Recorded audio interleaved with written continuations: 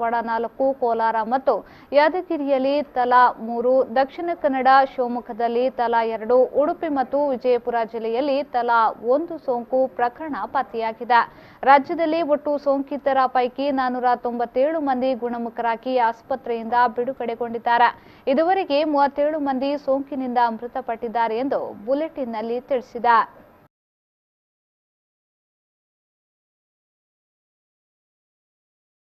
ಕೇಂದ್ರ ಸರ್ಕಾರ ಆರೋಗ್ಯ ಕ್ಷೇತ್ರಕ್ಕೆ 50,000 ಕೋಟಿ ಮೀಸಲಿಟ್ಟಿದೆ. ಗ್ರಾಮೀಣ ಭಾಗಗಳಲ್ಲಿ ಆರೋಗ್ಯ ಕೇಂದ್ರಗಳ ಸ್ಥಾಪನೆ ಮಾಡಲಾಗುವುದೆಂದು ವಿತ್ತ ಸಚಿವೆ ನಿರ್ಮಲಾ ಸೀತಾರಾಮನ್ 20 ಲಕ್ಷ ಕೋಟಿ ರೂಪಾಯಿ ವಿಶೇಷ ಪ್ಯಾಕೇಜ್ಗೆ ಸಂಬಂಧಿಸಿದ 5ನೇ ಕಂತಿನ ವಿವರಣೆಯ ವೇಳೆ ತಿಳಿಸಿದರು. ಆರೋಗ್ಯ ಕ್ಷೇತ್ರಕ್ಕೆ ಸಂಬಂಧಿಸಿ ರಾಜ್ಯಗಳಿಗೆ 4,113 ಕೋಟಿ ರೂಪಾಯಿ ನೀಡಲಾಗಿದೆ. ಆರೋಗ್ಯ ಕಾರ್ಯಕರ್ತರು ಕೊರೋನಾ ವಾರಿಯರ್ಸ್ಗೆ 50 ಲಕ್ಷ ರೂಪಾಯಿ ವಿಮೆ ನೀಡಲಾಗುವುದು. ಟೆಸ್ಟಿಂಗ್ ಲ್ಯಾಬ್ ಹಾಗೂ ಟೆಸ್ಟಿಂಗ್ ಕಿಟ್ಗಳಿಗೆ 550 ಲಕ್ಷ ಕೋಟಿ ರೂಪಾಯಿ ಮೀಸಲಿಡಲಾಗಿದೆ. ದೇಶದಲ್ಲಿ 87 ಲಕ್ಷ N95 ಮಾಸ್ಕ್ಗಳನ್ನು ತಯಾರಿಸಲಾಗಿದೆ. ಎಲ್ಲಾ ಜಿಲ್ಲೆಗಳಲ್ಲಿ ಸಾಂಕ್ರಾಮಿಕ ಸೋಂಕು ತಡೆಗೆ ಬ್ಲಾಕ್ ಪಬ್ಲಿಕ್ ಹೆಲ್ತ್ ಬ್ಲಾಕ್ಗಳನ್ನು ಬ್ಲಾಕ್ ಮಟ್ಟದಲ್ಲಿ ಸ್ಥಾಪಿಸಲಾಗುವುದೆಂದು ನಿರ್ಮಲಾ ಸೀತಾರಾಮನ್ ಮಾಹಿತಿಯನ್ನ ನೀಡಿದರು. ಇನ್ನು ಅಗತ್ಯ ವಸ್ತುಗಳ ಖರೀದಿಗೆ 3,750 ರೂಪಾಯಿ ನೀಡಲಾಗುವುದು. ಆನ್ಲೈನ್ ಶಿಕ್ಷಣಕ್ಕೆ ಅವಕಾಶ ಕಲ್ಪಿಸಲಾಗಿದೆ ಎಂದು ನಿರ್ಮಲಾ ಸೀತಾರಾಮನ್ ಹೇಳಿದ್ದಾರೆ. ಮನ್ರೇಗಾ ಯೋಜನೆಗೆ 40,000 ಕೋಟಿ ರೂಪಾಯಿ ಹೆಚ್ಚಿನ ಅನುದಾನ ನೀಡಲಾಗುವುದು. ವಲಸಿಗ ಕಾರ್ಮಿಕರಿಗೆ ಮನ್ರೇಗಾ ಯೋಜನೆಯಲ್ಲಿ ಕೆಲಸ ನೀಡಲಾಗುವುದೆಂದು ನಿರ್ಮಲಾ ತಿಳಿಸಿದರು. 1ರಿಂದ 12ನೇ ತರಗತಿಯವರೆಗಿನ ಶಿಕ್ಷಣಕ್ಕೆ ಪ್ರತ್ಯೇಕ ಚಾನೆಲ್ ಇರುತ್ತದೆ. ಡಿಜಿಟಲ್ ಶಿಕ್ಷಣಕ್ಕೆ ಪಿಎಂ ವಿದ್ಯಾ ಯೋಜನೆ ಜಾರಿಗೆ ತರಲಾಗುವುದು. ಅಂಧರಿಗೆ ರೇಡಿಯೋ ಮೂಲಕ ಶಿಕ್ಷಣ ನೀಡಲಾಗುವುದು ಎಂದರು. ಲಾಕ್ಡೌನ್ನಿಂದ ಹಲವು ಕಂಪನಿಗಳು ಸಂಕಷ್ಟದಲ್ಲಿದ್ದು, ಈ ವೇಳೆ ಸಾಲ ಮರುಪಾವತಿ ಮಾಡದಿದ್ದರೆ ಸುಸ್ತಿದಾರ ಎಂದು ಪರಿಗಣಿಸುವುದಿಲ್ಲ ಎಂದಿರುವ ನಿರ್ಮಲಾ ಉದ್ಯಮಿಗಳಿಗೆ ರಿಲೀಫ್ ನೀಡಿದರು. ಎಂಎಸ್ಎಂಇ ದಿವಾಳಿಯಾಗಿದೆ ಎಂದು ಘೋಷಿಸಲು ಇದ್ದ ಮಿತಿ 1 ಕೋಟಿ ರೂಪಾಯಿಗೆ ಏರಿಕೆ. ದಿವಾಳಿ ಎಂದು ಘೋಷಿಸುವುದನ್ನು 1 ವರ್ಷ ಮುಂದೂಡಿಕೆ ಮಾಡಲಾಗಿದೆ. ಕಂಪನಿಗಳ ಕಾನೂನುಗಳಲ್ಲಿ ಭಾರಿ ಬದಲಾವಣೆ ಮಾಡಲಾಗುವುದೆಂದು ಸಚಿವೆ ನಿರ್ಮಲಾ ಸೀತಾರಾಮನ್ ತಿಳಿಸಿದರು. ಎಲ್ಲ ವಲಯಗಳಲ್ಲಿ ಖಾಸಗಿ ಕಂಪನಿಗಳ ಹೂಡಿಕೆಗೆ ಅವಕಾಶ ನೀಡಲಾಗುವುದೆಂದು ತಿಳಿಸಿದರು. To whom directly to their accounts money could reach because technology, direct benefit transfer technology, was in time adopted and implemented with such missionary zeal over the last 4 years. Otherwise this wouldn't have been possible at all. PM Kisan beneficiaries as of 16th May, I'm strictly talking about the announcements and their impact.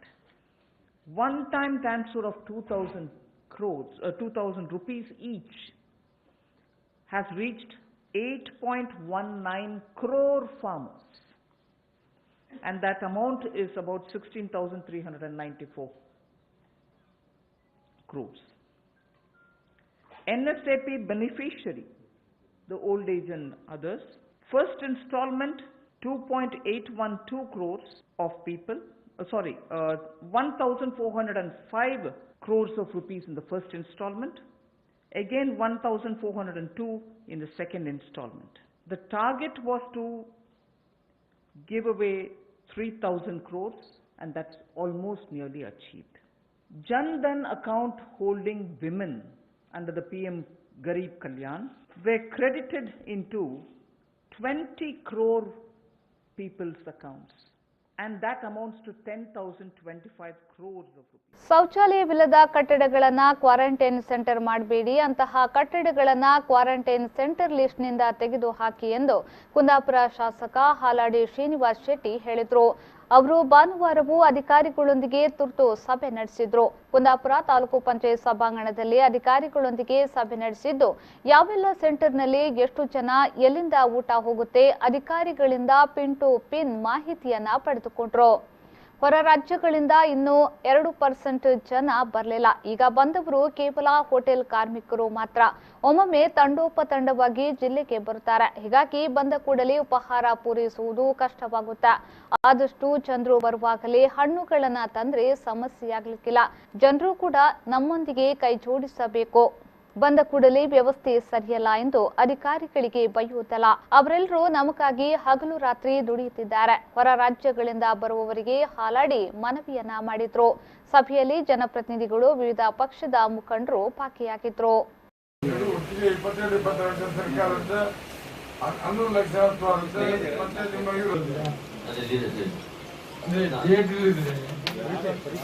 ಹದಿನೈದು ದಿವಸ ಆದ್ಮೇಲೆ ಹೊಸ batch ಎಲ್ಲ ಒಂದ್ಸಲ ಅಲ್ಲ ನಿಮ್ಗೆ date ಅವರು ಬಂದ ಡೇಟ್ ಬೇಕಾಗಂತ ಹೇಳಿದ್ದಾರೆ ಸರಿ. ಅದು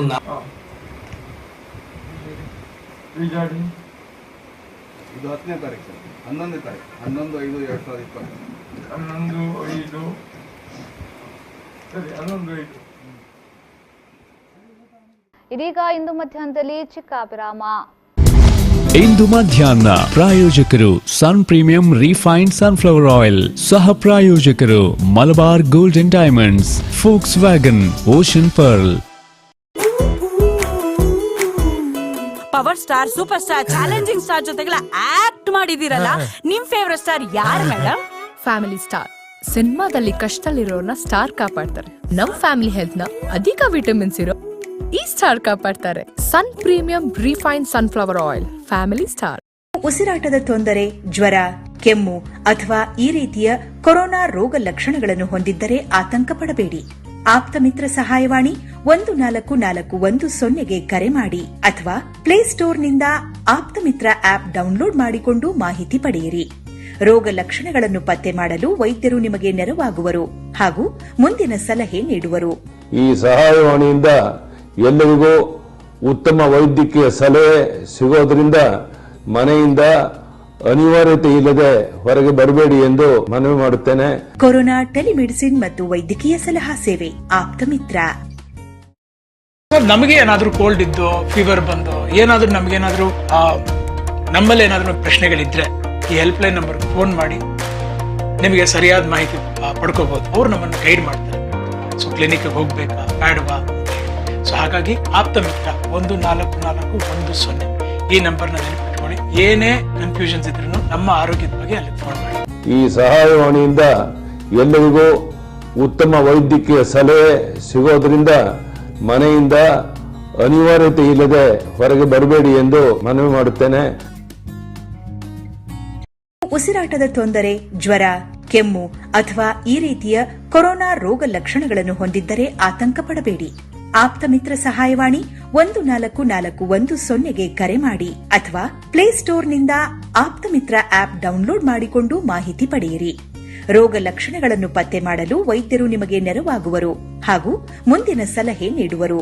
ಈ ಸಹಾಯವಾಣಿಯಿಂದ ಎಲ್ಲರಿಗೂ ಉತ್ತಮ ವೈದ್ಯಕೀಯ ಸಲಹೆ ಸಿಗೋದ್ರಿಂದ ಮನೆಯಿಂದ ಅನಿವಾರ್ಯತೆ ಇಲ್ಲದೆ ಹೊರಗೆ ಬರಬೇಡಿ ಎಂದು ಮನವಿ ಮಾಡುತ್ತೇನೆ. ಕೊರೋನಾ ಟೆಲಿಮೆಡಿಸಿನ್ ಮತ್ತು ವೈದ್ಯಕೀಯ ಸಲಹಾ ಸೇವೆ ಆಪ್ತ ಮಿತ್ರ. ಉಸಿರಾಟದ ತೊಂದರೆ, ಜ್ವರ, ಕೆಮ್ಮು ಅಥವಾ ಈ ರೀತಿಯ ಕೊರೋನಾ ರೋಗ ಲಕ್ಷಣಗಳನ್ನು ಹೊಂದಿದ್ದರೆ ಆತಂಕ ಪಡಬೇಡಿ. ಆಪ್ತ ಮಿತ್ರ ಸಹಾಯವಾಣಿ 1441 ಕರೆ ಮಾಡಿ ಅಥವಾ ಪ್ಲೇಸ್ಟೋರ್ನಿಂದ ಆಪ್ತ ಮಿತ್ರ ಆಪ್ ಡೌನ್ಲೋಡ್ ಮಾಡಿಕೊಂಡು ಮಾಹಿತಿ ಪಡೆಯಿರಿ. ರೋಗ ಲಕ್ಷಣಗಳನ್ನು ಪತ್ತೆ ಮಾಡಲು ವೈದ್ಯರು ನಿಮಗೆ ನೆರವಾಗುವರು ಹಾಗೂ ಮುಂದಿನ ಸಲಹೆ ನೀಡುವರು. ಈ ಸಹಾಯವಾಣಿಯಿಂದ ಎಲ್ಲರಿಗೂ ಉತ್ತಮ ವೈದ್ಯಕೀಯ ಸಲಹೆ ಸಿಗೋದ್ರಿಂದ ಮನೆಯಿಂದ ಅನಿವಾರ್ಯತೆ ಇಲ್ಲದೆ ಹೊರಗೆ ಬರಬೇಡಿ ಎಂದು ಮನವಿ ಮಾಡುತ್ತೇನೆ. ಕೊರೋನಾ ಟೆಲಿಮೆಡಿಸಿನ್ ಮತ್ತು ವೈದ್ಯಕೀಯ ಸಲಹಾ ಸೇವೆ ಆಪ್ತ ಮಿತ್ರ. ಇಂದು ಮಧ್ಯಾಹ್ನ ಪ್ರಾಯೋಜಕರು ಸನ್ ಪ್ರೀಮಿಯಂ ರಿಫೈನ್ಡ್ ಸನ್ಫ್ಲವರ್ ಆಯಿಲ್, ಸಹ ಪ್ರಾಯೋಜಕರು Malabar gold and diamonds, forks wagon, ocean pearl. ವಿರಾಮದ ಬಳಿಕ ಇಂದು ಮಧ್ಯಾಹ್ನಕ್ಕೆ ಮತ್ತೊಮ್ಮೆ ಸ್ವಾಗತ. ದಕ್ಷಿಣ ಕನ್ನಡ ಜಿಲ್ಲೆಯಲ್ಲಿ ಕೊರೋನಾ ಸೋಂಕು ಪಾಸಿಟಿವ್ ಹಿನ್ನೆಲೆಯಲ್ಲಿ ಘೋಷಿಸಲಾಗಿದ್ದ ಕಂಟೈನ್ಮೆಂಟ್ ಝೋನ್ಗಳ ಪೈಕಿ 8 ಇನ್ನೂ ನಿರ್ಬಂಧಿತ ವಲಯವಾಗಿ ಮುಂದುವರಿಯುತ್ತಿದೆ. ಪುತ್ತೂರು ತಾಲೂಕಿನ ಉಪ್ಪಿನಂಗಡಿ ಗ್ರಾಮ, ಬಂಟ್ವಾಳ ತಾಲೂಕಿನ ಬಿ ಕಸಬಾ ಗ್ರಾಮ, ನರಿಕುಂಬು ಗ್ರಾಮ, ಮಂಗಳೂರು ತಾಲೂಕಿನ ಪಡೀಲ್ ಪಶ್ನೂರು, ಪದವು ಗ್ರಾಮದ ಕಕ್ಕೆಬೆಟ್ಟು, ಬೋಳೂರು ಗ್ರಾಮ, ಸೋಮೇಶ್ವರ ಗ್ರಾಮದ ಪಿಲಾರು, ಇಡ್ಯ ಗ್ರಾಮದ ಗುಡ್ಡೆಕೊಪ್ಲ ಕಂಟೈನ್ಮೆಂಟ್ ಝೋನ್ ಆಗಿದೆ. ಈ ಝೋನ್ ವ್ಯಾಪ್ತಿಯಲ್ಲಿ 21 ಸೋಂಕಿತರಿದ್ರು. ಆ ಪೈಕಿ 5 ಮಂದಿ ಮೃತಪಟ್ಟಿದ್ದಾರೆ. ಪ್ರತಿಯೊಂದು ಝೋನ್ಗೆ ಇನ್ಸಿಡೆಂಟ್ ಕಮಾಂಡರ್ಗಳನ್ನ ನೇಮಕಗೊಳಿಸಿ ಜಿಲ್ಲಾಧಿಕಾರಿ ಆದೇಶಿಸಿದ್ದಾರೆ.